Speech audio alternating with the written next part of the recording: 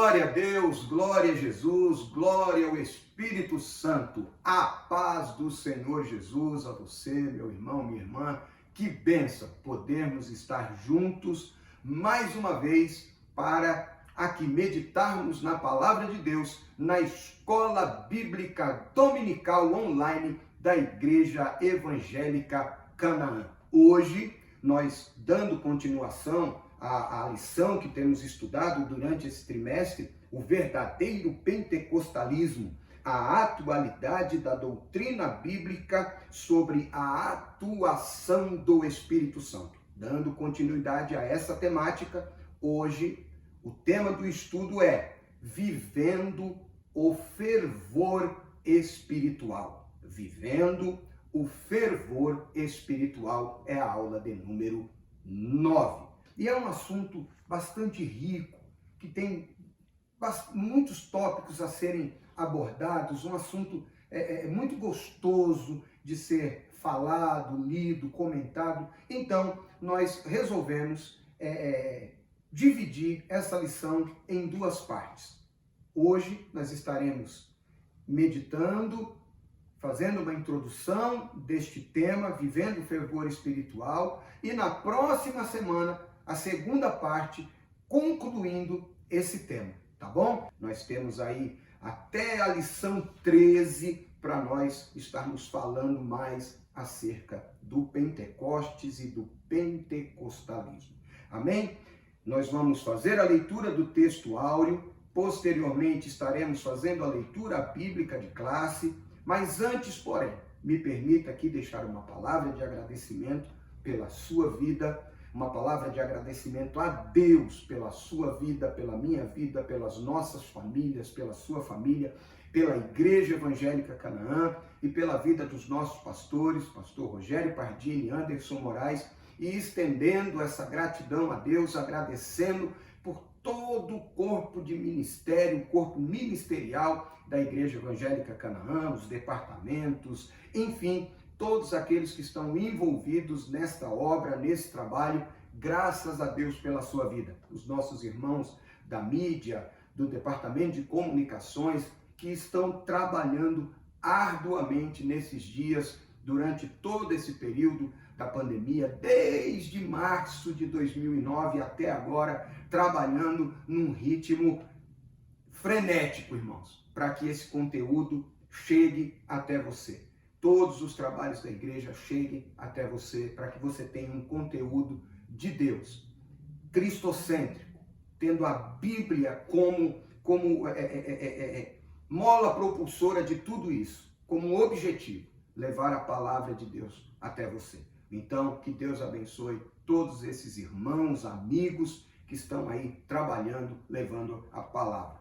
Se não fossem eles, não ia adiantar eu pregar, porque não ia ter quem filmasse, e se filmasse não ia ser de boa qualidade, eu não ia saber editar, o som ia falhar, o sinal ia cair. Então, somos todos partes dessa grande engrenagem, desse grande corpo místico de Jesus, que é a igreja, nos seus muitos ministérios, levando até você a palavra de Deus. Então, graças a Deus por esses irmãos, por esses amigos. E eu quero deixar aqui uma breve palavra de oração, pedindo a Deus que nos abençoe no período que estivermos aqui, meditando na palavra, nesta lição, vivendo o fervor espiritual, e pedir que a bênção de Deus esteja sobre a tua casa, sobre a tua família e de todos os nossos irmãos que já citamos aqui. Amém? Senhor Deus, em nome de Jesus, eu te agradeço por esta oportunidade mais que o Senhor me concede de me dirigir ao seu povo, à igreja, Evangélica Canaã, e a outros irmãos de outras denominações que buscam, Senhor, na tua palavra, o conforto, uma direção, uma diretriz para a sua vida. Eu te agradeço, meu Pai, pela oportunidade e responsabilidade que é me direcionar a esse povo. Quero pedir a tua bênção sobre a minha vida, sobre esse trabalho, sobre os irmãos envolvidos em todo esse trabalho, para que ele chegue até a casa dos irmãos. Abençoa cada lar, cada família, cada pessoa que estiver conectado, assistindo conosco ao vivo ou posteriormente, após a exibição. Pai, em nome de Jesus, que sejamos todos abençoados através da tua palavra e da atuação poderosa do Espírito Santo em nossas vidas. Fala conosco, como diz a letra do hino da harpa cristã. Fala, fala, Jesus querido. Fala, Deus, fala, Deus. Em nome de Jesus. Amém e amém. Glória a Deus. Vamos lá então. Texto áureo da lição de número 9, Vivendo o Fervor Espiritual. Texto áureo encontra-se na carta de Paulo aos Efésios, no capítulo 5, no verso 18, que diz: E não vos embriagueis com vinho, em que há contenda, mas enchei-vos do Espírito. E não vos embriagueis com vinho, em que há contenda, mas enchei-vos do Espírito. Efésios, capítulo 5, verso 18. Verdade prática. Ser cheio do Espírito Santo, ser cheio do Espírito Santo, pode se referir tanto ao batismo no Espírito Santo, como também a uma vida plena no Espírito Santo. Então pode ser aqui uma dupla abordagem na expressão enchei-vos do Espírito. Pode estar se referindo e pode ser usada essa expressão no sentido da busca e no batismo no Espírito Santo, mas também numa vida plena, cheia do Espírito Santo todos os dias, em todo o tempo.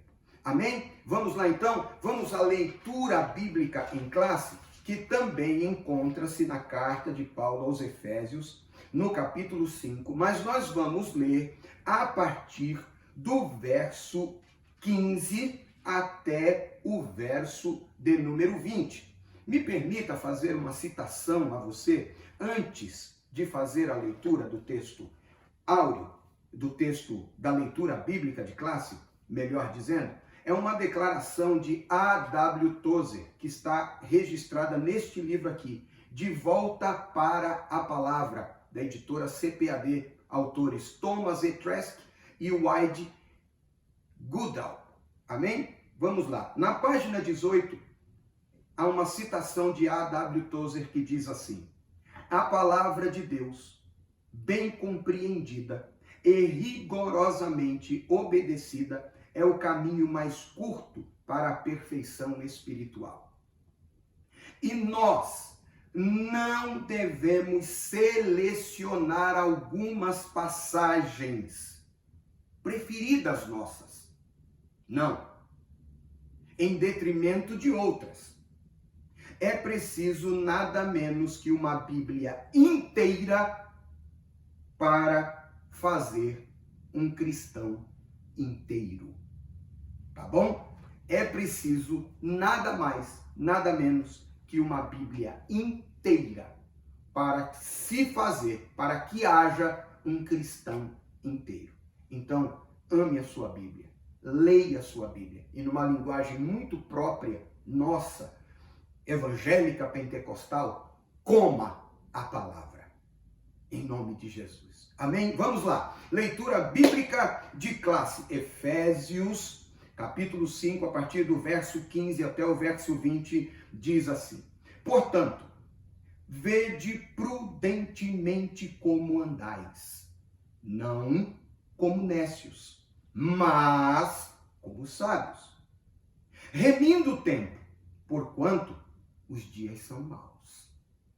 Eu vou repetir o verso 16. Remindo o tempo, porquanto os dias são maus. Qualquer semelhança é pura coincidência. Verso 17. Pelo que não sejais insensatos, mas entendei qual seja a vontade do Senhor. 18. E não vos embriagueis com vinho, em que há contenda, mas enchei-vos do Espírito. 19. Falando entre vós, com salmos e hinos e cânticos espirituais, cantando e salmodiando ao Senhor no vosso coração. Verso 20. Dando sempre graças por tudo a nosso Deus e Pai, em nome de nosso Senhor Jesus Cristo. Amém? Objetivos dessa lição: mostrar a necessidade de se viver uma vida espiritual fervorosa, uma vida espiritual constante. Amém? Destacar a importância da devoção, da busca do crente a Deus através da palavra e da oração. Enfatizar a importância de manter-se cheio do Espírito Santo e prevenir a respeito da frieza espiritual. É um perigo isso. Então, os objetivos dessa lição são esses. Vamos tentar alcançá-los juntos. Vamos lá? Introdução. A expressão "todos foram cheios do Espírito Santo", em Atos 2:4, quer dizer que todos foram batizados no Espírito Santo. Os irmãos conhecem o texto, Atos dos Apóstolos, capítulo 2, e veio do céu um vento, e foram vistas línguas repartidas de fogo, e todos foram cheios do Espírito e começaram a falar em outras línguas, novas línguas, conforme o Espírito concedia que falassem. Esse texto se refere ao batismo no Espírito Santo. Já estudamos isso na lição de número 3, dessa lição que estamos estudando. Mas nela aprendemos igualmente que cheio do Espírito Santo também indica viver uma vida na plenitude do Espírito Santo. É ser cheio do Espírito Santo constantemente. Não são experiências esporádicas. Hoje eu fui cheio do Espírito Santo, amanhã eu me esvazio. Depois da manhã eu me encho de novo, e aí eu esvazio.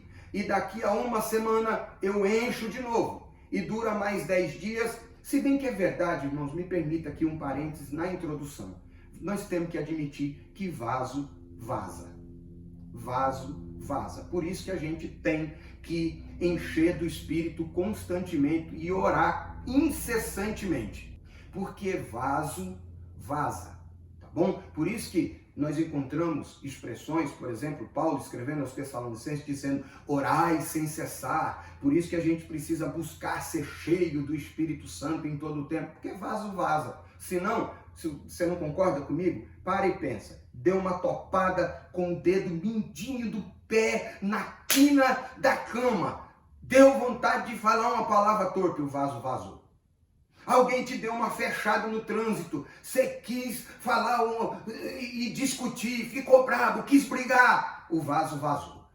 Olhou que não devia, passou e o vaso vazou. Então, vaso vaza. E para evitar que fique vazio, você tem que buscar estar cheio o tempo todo, tá bom? Porque, afinal de contas, se nós, quanto mais cheios do Espírito, menos espaço para outras coisas na nossa vida. Amém? Fé gera fé. Incredulidade gera desconfiança.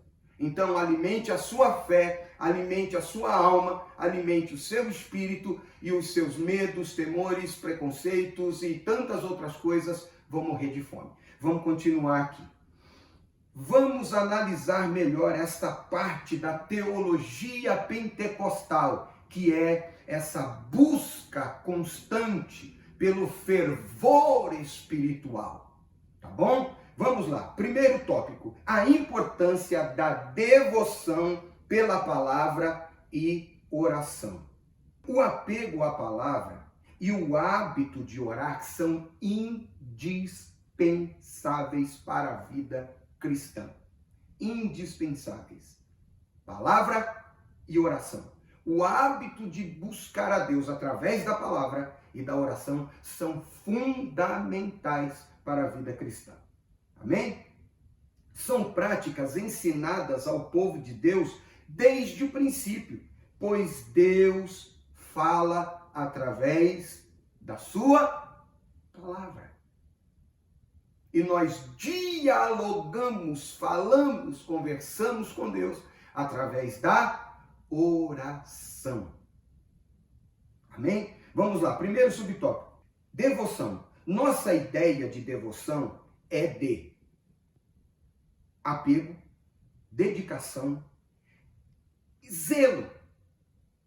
Então, quando nós dizemos ou dissermos que devemos ter uma vida de devoção à palavra e à oração, significa dizer que nós devemos ter apreço, zelo, dar importância e sermos apegados à prática da leitura da palavra e à prática da oração. Devemos amar a palavra, devemos estar sempre desejosos da palavra, devemos ser zelosos pela palavra, assim como devemos ser desejosos e zelosos pelo jejum e pela oração.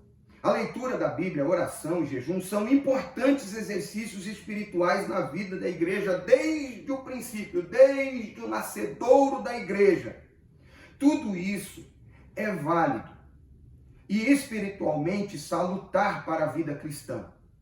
Mas nós vamos estudar aqui que é importantíssimo a prática da leitura, a prática da oração, a prática do jejum, mas isso tudo num âmbito do que diz respeito às relações e ao convívio, isso só se torna eficaz de fato quando todas essas coisas se alinham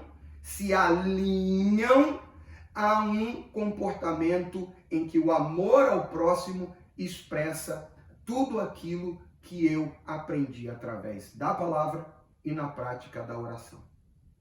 Porque é no mínimo uma contradição alguém que se dedica à palavra e à prática da oração e, consequentemente, ao jejum, e isso o leva para mais próximo de Deus, é no mínimo uma contradição que essa pessoa seja alguém arrogante, que seja alguém inacessível, que seja alguém que não tenha um bom relacionamento com as pessoas. Porque quanto mais próximos de Deus nós estamos, mais consciência nós temos de que não somos, não temos, não podemos, que somos pequenos, que somos pecadores, que somos falhos, que tudo que não é está na gente. E que Ele é a fonte de toda a bondade, de toda a perfeição. Então, se eu sou alguém vamos dizer, usar essa palavra devoto, que não é usada muito no meio evangélico, pentecostal, ainda mais, mas no sentido de apreço, de apego, não tem como eu ser alguém que é do jejum, que sou da oração, que sou da palavra, e ser alguém que não consigo me relacionar com as pessoas. Tá bom? Então, nesse primeiro subtópico aqui, essa vida de devoção deve nos levar a uma prática mais constante de leitura da palavra, da oração, do jejum, mas também através dessas coisas, que estas coisas nos levem a uma vida que nos aproxime das pessoas. Que os nossos relacionamentos sejam restaurados, tá bom? Segundo lugar, a oração e a palavra. Todos nós conhecemos o jargão evangélico. A oração é a chave da vitória. Ora que melhora. A gente já ouviu expressões assim. Tá faltando oração. Ora. Isso é verdade. Isso é verdade. Não existe vida espiritual abundante sem oração. E desculpa, gente, nós temos a prática e é saudável. Nós pedimos orações. A Bíblia nos orienta a comunicar as nossas necessidades uns aos outros. A Bíblia nos orienta a cuidar, a orar, a interceder. Isso tudo é bom. Mas a vida de oração não pode ser terceirizada.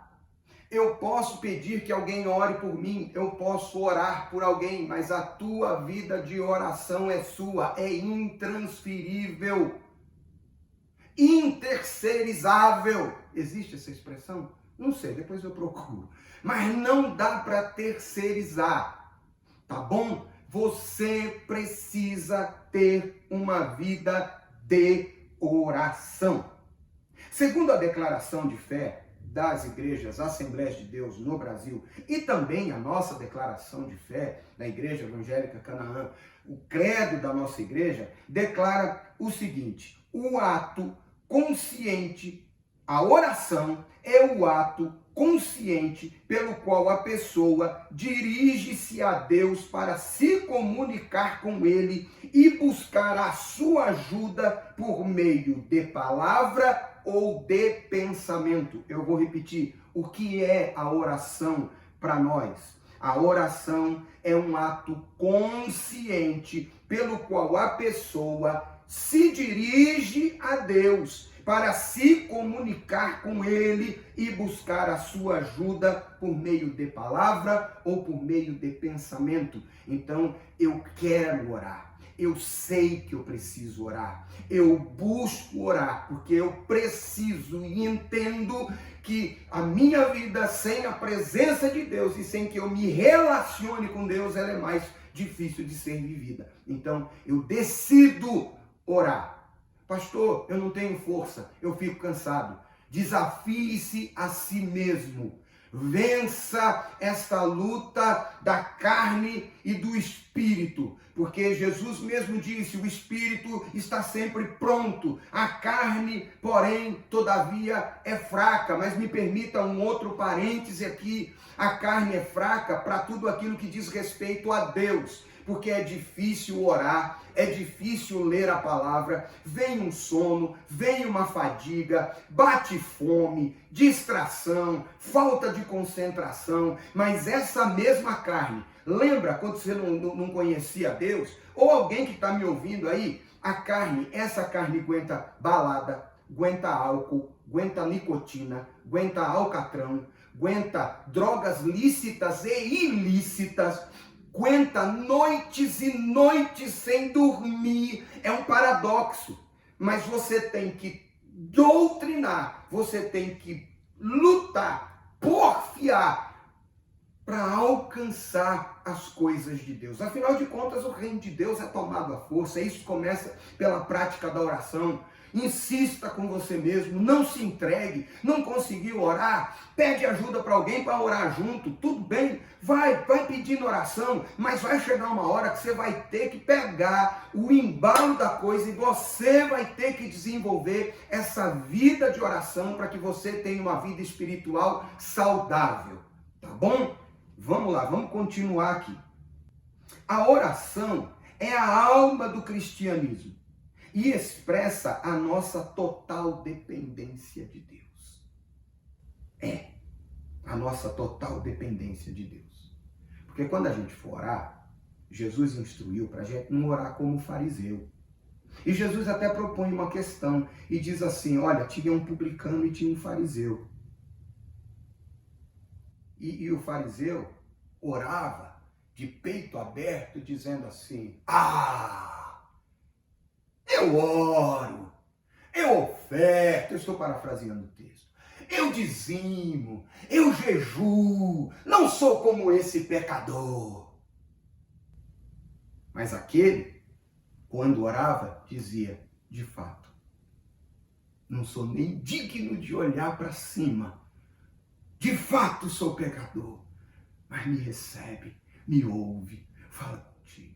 Isaías era profeta, mas no capítulo 6 ele escreve dizendo que no ano que morreu o rei Uzias, ele viu o Senhor assentado num alto e sublime trono, o septo enchia a casa, os umbrais da porta se moviam, os umbrais da casa, a casa se encheu de fumaça. E então, quando ele teve aquela visão gloriosa, ele diz, eu vi um ser celestial que pegou com matenais uma brasa que tirara do altar de Deus, e ele veio e tocou nos meus lábios e disse, isto te tocou, tirado foi o teu pecado, você foi perdoado. Ele disse, miserável homem que sou, Ele me disse: eu sou um homem pecador, eu sou um homem indigno, habito no meio de um povo de impuros lábios, eu tenho lábios impuros, mas os meus olhos viram o rei. Por quê? Porque quando ele se viu na presença de Deus, ele entendeu que ele não era nada. Não dá para ter uma vida de Deus, uma vida com Deus, de oração, e ser alguém arrogante, ser alguém autossuficiente. Não tem como. Não dá, não combina, como dizia minha avó, não orna com quem tem uma vida de oração, uma vida soberba, de alguém soberbo, não combina, não dá. Tá, vamos continuar aqui. Nós expressamos a nossa dependência quando oramos. Tá bom? O próprio Jesus Cristo tinha o hábito de orar. Você vai ler em Lucas capítulo 3, verso 21, e também em Lucas capítulo 6, verso 12. Jesus tinha o hábito de orar. Jesus orava. Um texto que nós citamos muito nos evangelhos. Jesus diz aos discípulos: passa para o outro lado, enquanto vocês oram, eu estou no monte orando. No monte da transfiguração, Jesus foi orar. Jesus tinha o hábito de orar, então nós também devemos ter. E Paulo, o apóstolo, em 1 Tessalonicenses, ele orienta a orar sem cessar. Então nós devemos desenvolver e ter uma vida de oração. Orar, todo mundo ora, mas ter vida de oração é outra coisa, é outro nível, tá bom? A oração nos torna dependentes de Deus. A oração desenvolve em nós e produz em nós esta humildade, esse senso do quem somos e de quem Deus é. E a leitura da palavra, segundo o texto que nós lemos, a leitura da palavra, a dedicação à palavra de Deus, nos torna sábios e prudentes. Vamos ver o que a Bíblia fala acerca do estudar a Bíblia. Paulo, do dedicar-se à Bíblia. Paulo, em 2 Timóteo, no capítulo 3, ele escreve ao jovem discípulo dizendo o seguinte: as sagradas letras, capítulo 3, verso 15, as sagradas letras que desde a sua meninice você sabe, você tem aprendido, podem fazer-te sábio para a salvação pela fé em Jesus Cristo. Olha o que diz o verso 16 de 2 Timóteo capítulo 3.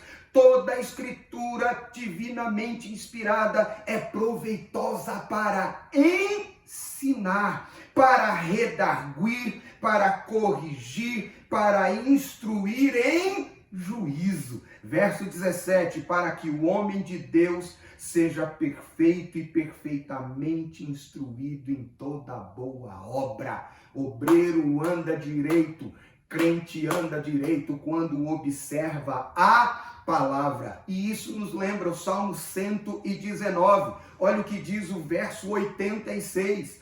Todos os teus mandamentos são verdade, ou seja, a tua palavra toda ela é verdade.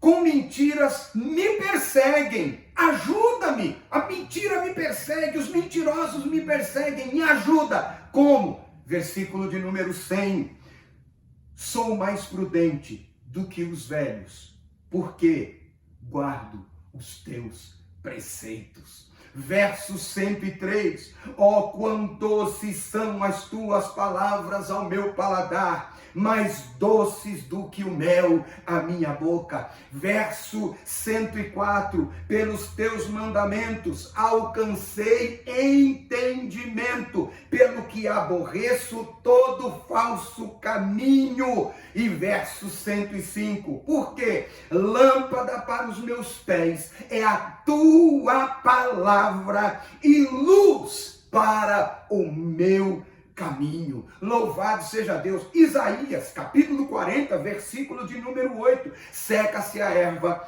caem as flores, mas a palavra do nosso Deus subsiste eternamente. Mateus 24, verso 35. O céu e a terra passarão, palavras de Jesus, mas as palavras do nosso Deus, as palavras do Senhor, as minhas palavras, não hão de passar. Mateus capítulo 5, verso 17, 18 e 19. Não cuideis que vim destruir a lei ou os profetas. Não vim abrogar, mas cumprir. Porque em verdade vos digo, até que o céu e a terra passem, nenhum jota, nenhum tio se omitirá da lei sem que tudo seja cumprido. Qualquer, pois, que violar um destes menores mandamentos e assim ensinar aos homens, será chamado menor no reino do céu. Aquele, porém, que cumprir e ensinar, será chamado grande no reino de Deus. Então, nós temos a palavra como esteio da nossa vida, como livro, como palavra de vida e regra de fé e prática de vida. Não há cristianismo sem Bíblia, sem palavra de Deus, sem palavra de Cristo, sem evangelho. Não tem. Qualquer movimento evangélico que não prime pela palavra está no mínimo equivocado. Reuniões evangélicas onde a palavra de Deus não tem a primazia estão no mínimo equivocados. Mas pastor, é manto, é mistério, é poder. Eu sou do Fly, eu também sou batizado no Espírito Santo, querido. Também creio em profecia, revelação, eu creio na palavra profética, eu creio nos dons espirituais, mas tudo isso é porque o Cristo que morreu na cruz nos deixou a sua palavra. Nós devemos ter apreço, zelo, devoção pela palavra. Terceiro subtópico, viver sabiamente. O versículo 15 que lemos na leitura bíblica em classe, Efésios 5,15 diz: portanto, vede prudentemente como andais, não como necios, mas como sábios. E a sabedoria nós alcançamos através da palavra de Deus. Tá bom? Quer sabedoria? Diz a Bíblia, peça a Deus que a todos dá. Sabedoria. Esses exercícios espirituais de oração e leitura da palavra devem ser colocados em prática dia a dia. Diferentemente do nécio, a Bíblia orienta no versículo que lemos: vede prudentemente como andais, não como nécios, mas como sábios. Existem pelo menos 7 palavras gregas no Novo Testamento para nécio. Nécio. Mas aqui o apóstolo usa, nesse texto que estamos apreciando, no texto em questão, ela aparece aqui como tolo e sem juízo. Ou seja, quando o texto diz, vede, prudentemente como andais, não como nécio, ele está dizendo, vede que não andeis como os tolos, como ignorante, como alguém sem juízo. Não devemos.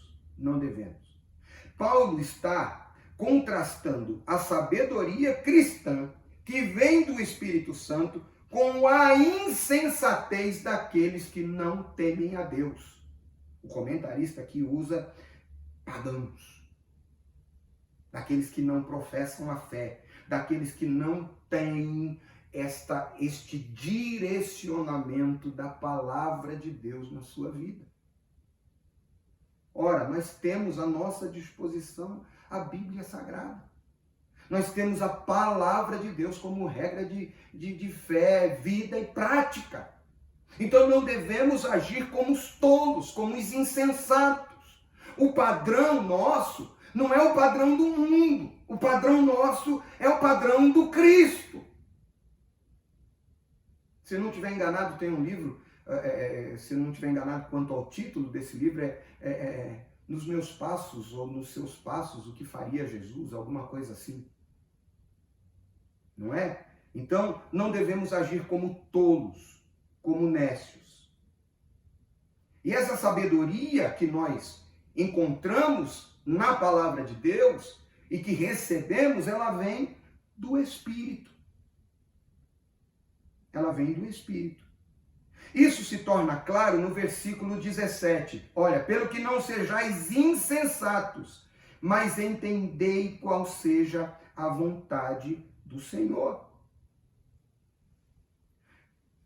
O apóstolo usa o termo afron, para nécio e insensato, aqui,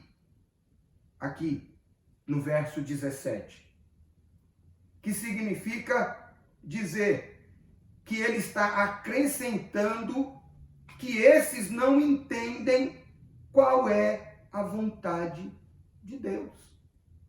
Por isso que eles tomam decisões e agem segundo o seu próprio pensamento, segundo a sua própria vontade, segundo os desígnios da sua carne. Mas aqui o comentarista diz o seguinte, olha só, ao passo que eles não entendem qual é a vontade de Deus, porque eles não conhecem a palavra, não conhecem a Deus, e por isso agem loucamente, tolamente e de maneira insensata, nós, enquanto cristãos, devemos priorizar na nossa vida a vontade de Deus.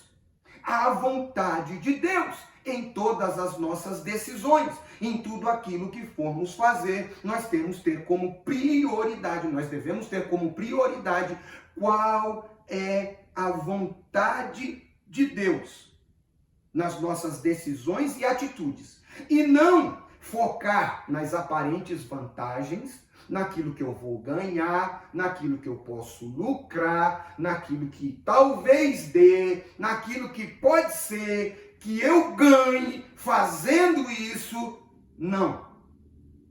O modo de vida do crente não pode ser o mesmo padrão do mundo.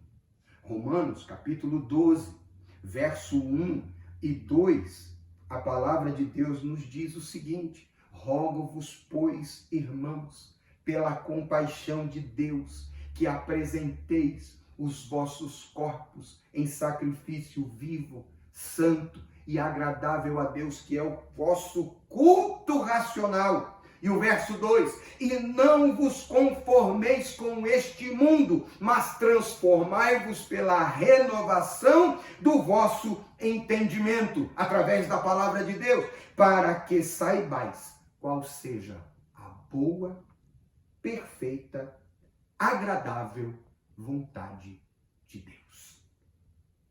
Amém? Nós temos na Bíblia vários exemplos, mas me permita citar 2 exemplos aqui. Primeiro, de um homem que priorizou a sua vontade na sua decisão, e em segundo lugar, um homem que priorizou a vontade de Deus na sua decisão. Jonas, no capítulo 1, ele teve a oportunidade de fazer a vontade de Deus, mas ele decidiu agir segundo a sua própria vontade. Paulo, em Atos dos Apóstolos, no capítulo 16, do verso 6 ao 10, ele tinha o desejo de pregar a palavra de Deus, mas o texto diz que ele foi impedido pelo Espírito. Ele foi impedido pelo Espírito. E quando ele foi dormir, ele teve um sonho, e no sonho um varão macedônio dizia: passa a Macedônia, e ele decide então fazer a vontade de Deus. Nós temos sempre a oportunidade, Deus nos dá esta oportunidade, o direito de escolher Mas na hora de escolher, você vai priorizar a sua vontade ou a vontade de Deus.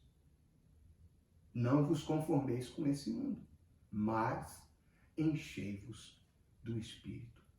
Pastor, eu não sei como agir. Eu orei e parece que Deus não falou comigo. Eu não estou entendendo Deus. E não tem um texto claro que me dê uma fórmula, uma receita pronta de como eu tenho que decidir, de como que eu tenho que proceder, de como que eu tenho que fazer. Na dúvida, recorra ao kit coerência que o apóstolo Paulo deixou aos cristãos, a princípio, num primeiro momento, aos crentes em Filipos, mas que serve para nós. É um verdadeiro kit coerência. Como que eu decido, como que eu devo agir quando eu não sei o que fazer e que decisão tomar, e sabendo que eu devo priorizar na minha vida a vontade de Deus. Olha o que diz, o que Paulo escreve aos Filipenses aqui no capítulo 4. Capítulo 4. Quanto ao mais, irmãos, verso 8.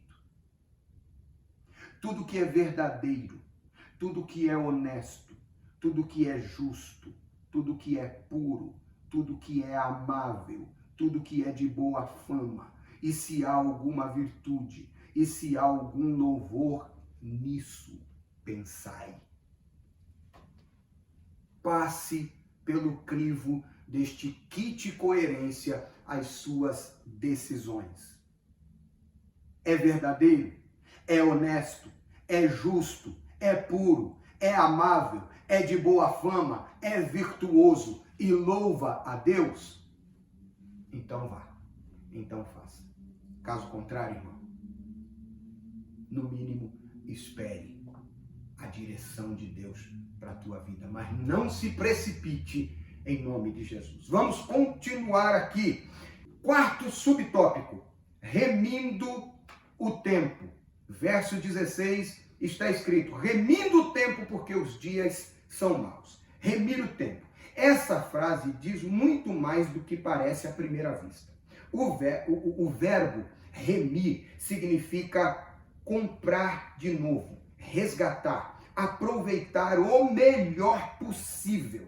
A palavra tempo é também conhecida por nós, entre nós, como o Cronos e o Kairos. Tempo aqui é Kairos, que significa dizer momento oportuno, oportunidade. Kairos também nós conhecemos como tempo de Deus, um tempo oportuno de Deus, oportunidades que Deus prepara para o seu povo, para os seus filhos, para os seus servos. Então nós devemos aproveitar esse tempo com inteligência. Então o apóstolo está dizendo que o crente, ele deve aproveitar o tempo, aproveitar as oportunidades que Deus proporciona. Essas duas coisas, de tempo oportuno, essas duas coisas são especialidades do crente que é cheio do Espírito Santo e que resultam num viver sabiamente. O crente deve saber aproveitar as oportunidades para fazer a obra de Deus. Remindo o tempo, aproveitando as oportunidades para fazer a obra de Deus. Falar de Jesus às pessoas que ainda não conhecem o Evangelho é remir o tempo. Qualquer oportunidade que temos, até mesmo em circunstâncias difíceis, nós devemos aproveitar essas oportunidades para falar do amor de Cristo. Vamos ver o que a Bíblia nos orienta? Vamos ver? Olha só, Paulo escrevendo a Timóteo no capítulo 2, no versículo 9. Em tempos de adversidade, pastor, em tempos difíceis, é possível pregar a palavra de Deus? Sim, é. Segundo Timóteo, capítulo 2, verso 9, o Paulo está preso, ele está aprisionado. ele está privado do seu direito de ir e vir. Pausa. Qualquer semelhança é mera coincidência. Ele está preso. Ele não pode sair, mas ele diz o seguinte: pelo que sofro trabalhos e até prisões como um malfeitor, mas a palavra de Deus não está presa. Louvado seja Deus.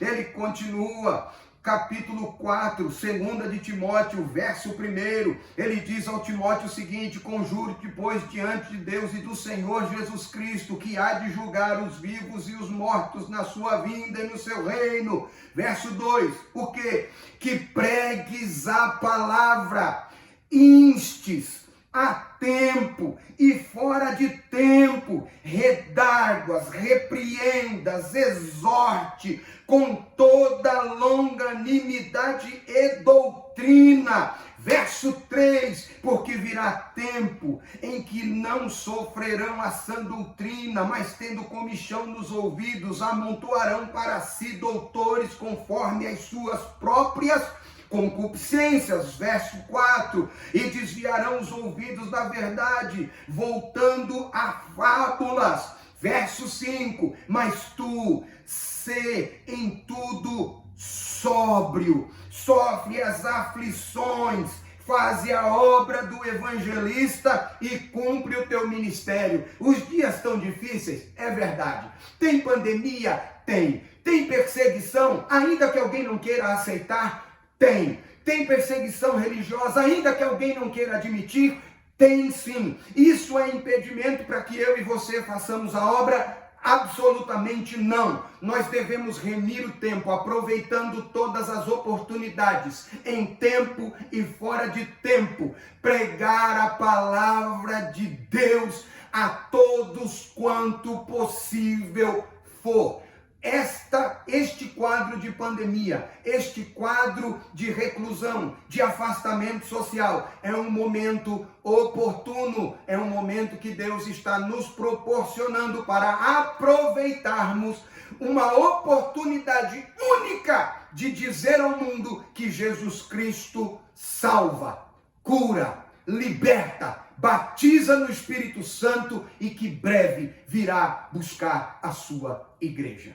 Amém? Vamos continuar aqui com a lição, porque eu preciso remir o tempo. Eu preciso remir o tempo. Na verdade, tanto hoje como nos dias apostólicos, os dias são maus. Por isso nós devemos aproveitar, remir o tempo. Tá bom? Síntese do tópico 1. Devoção pela oração e leitura da palavra.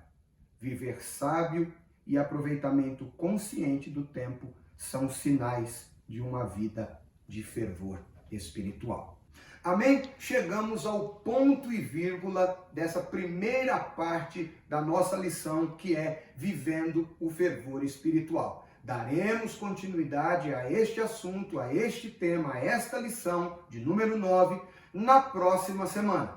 Te espero, te aguardo, até lá, permitindo Deus. Deus abençoe, meus irmãos.